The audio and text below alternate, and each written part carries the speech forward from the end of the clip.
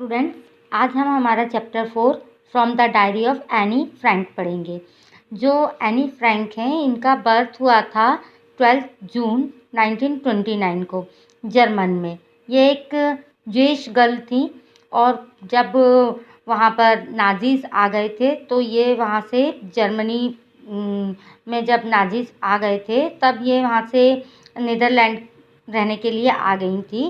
और इन्होंने बताया है कि इनको इनके जो 13 बर्थडे था, जब 13th बर्थडे था इनका, तब इनको एक डायरी गिफ्ट में मिली थी जिसमें ये 12 जून 1942 से लेकर 1 अगस्त 1944 तक ये इनकी फाइनल एंट्री है इनकी डायरी के अंदर।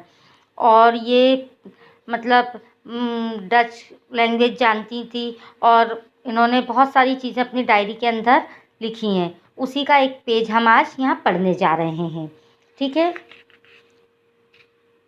Writing in a diary is really strange experience for someone like me, not only because I have never written anything before, but also because it seems to me that later on neither I nor anyone else will be interested in the musings of a 13 years old schoolgirl. Oh, well, it doesn't matter. I feel like writing and I have an even greater need to get all kinds of things off my chest. यहाँ पर वो बता रही हैं कि diary में लिखना वास्तव में मेरे जैसे किसी के लिए एक अजीब अनुभव है। इसलिए नहीं कि मैंने पहले कभी कोई बात नहीं लिखी है, बल्कि इसलिए भी कि मुझे लगता है कि ना तो मुझे और ना ही किसी और को एक 13 इयर्स की स्कूली गर्ल, जो स्कूल की लड़की है, उसकी सोच में दिलचस्पी होगी। म्यूसिंग्स मतलब सोच, उसमें दिलचस्पी होगी। फिर वो बोलती हैं, ओह ठीक है, कोई फ़र्क नहीं पड़ता। मुझे ऐसा लगता है कि मुझे लिखना पसंद है और मुझे अपनी जो चेस्ट है से सभी प्रकार की चीज़ों को प्राप्त करने की आवश्यकता है। मतलब उनको अपने हृदय से सारी चीज़ों को प्राप्त करने की आवश्यकता है। Paper has more patience than people. Paper में लोगों से ज़्यादा धैर्य होता है, पेशेंस होता है।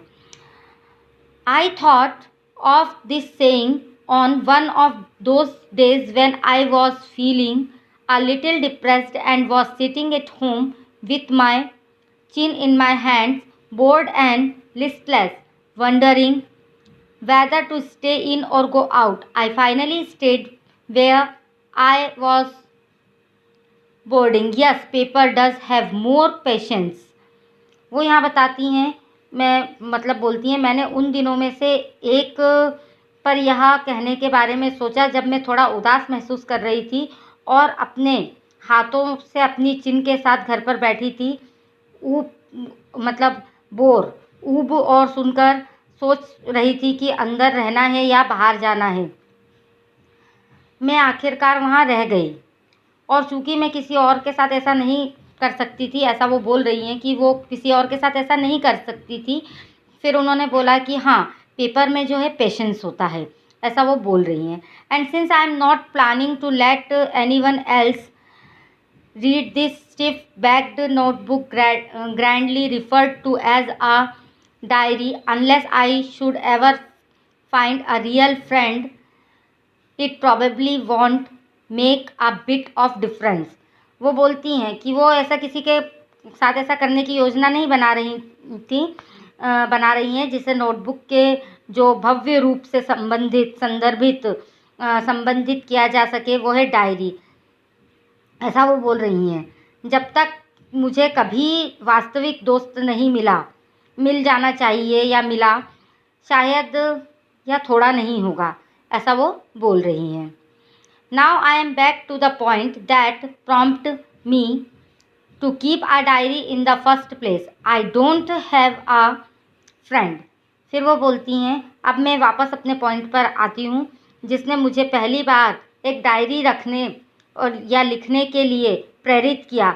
मेरा कोई दोस्त नहीं है। इस बात से उनको प्रेरणा मिली थी कि उनको डायरी लिखना चाहिए क्योंकि उनका कोई फ्रेंड नहीं था। Let me put it more clearly, since no one will believe that a 13 years old girl is completely alone in the world। अब वो यहाँ क्या बोल रही हैं, मुझे इसे स्पष्ट रूप से क्लियरली बताने दें, क्योंकि कोई विश्वास नहीं करेगा कि 13 ईयर्स की गर्ल, 13 साल की लड़की दुनिया में अकेली है। एंड आई एम नॉट, और मैं नहीं हूँ। I have loving parents and a 16 years old sister and there are about 30 people I can call friends. वो बोलती है मेरे पास प्यार करने वाले माता पिता, एक 16 साल की बहन और लगभग 30 लोग हैं जिन्हें मैं दोस्त बुला सकती हूँ। ऐसा वो बोल रही हैं। I have a family, loving aunts and a good home. फिर बोलती है मेरे पास एक प्यार करने वाला परिवार है और एक अच्छा घर है। No, on the surface I seem to have everything except my one true friend. All I think about when I am with friends is having a good time. I can't bring myself to talk about anything but ordinary everyday things. We don't seem to be able to get any closer, and that's the problem. Maybe it's my fault that we don't confident in each other.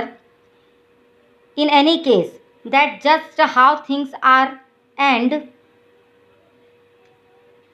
unfortunately they are not liable to change. This is why I have started the diary। वो बोलती हैं मुझे अपना एक सच्चा दोस्त छोड़कर सब कुछ सरफेस पर नहीं है ऐसा लगता है।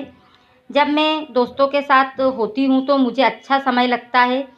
मैं अपने आप को हर रोज़ साधारण चीज़ के बारे में बात करने के लिए नहीं ला सकती हूँ।